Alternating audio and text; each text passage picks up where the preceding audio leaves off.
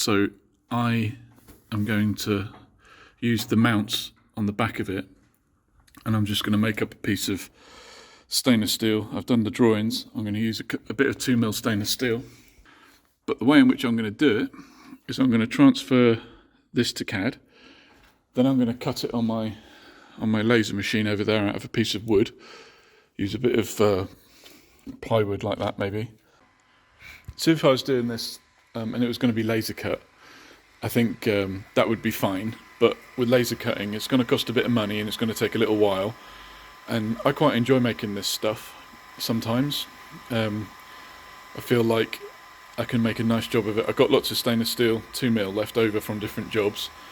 The timber here I got for free. It doesn't cost me anything because it's offcuts from my buddy Tim Horn.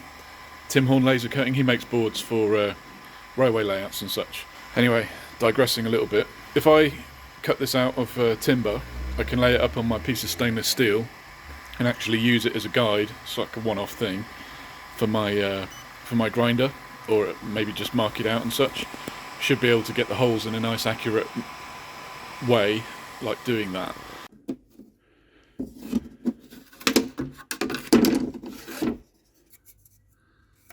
So I think we've got like a little lip there.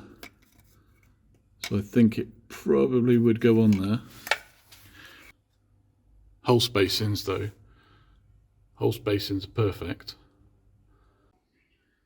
So there's your basic cuts.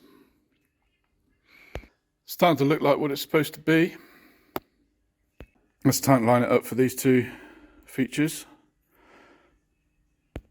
It's starting to look like it now.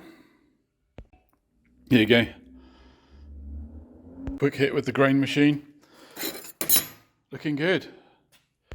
I decided to use this little vice bender for this part of it. Get it nicely lined up. And there it is done.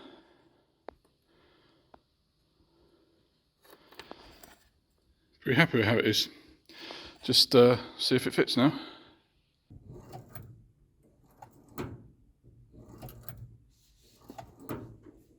Anyway, I'm just editing this video and I realised that whilst I was in the workshop I didn't actually record an ending to it. I just really wanted you to see how I sometimes go about making things, you know, because you can't just freehand grind a piece of stainless steel and what have you. But anyway, I hope you found it interesting and I'll catch you next time.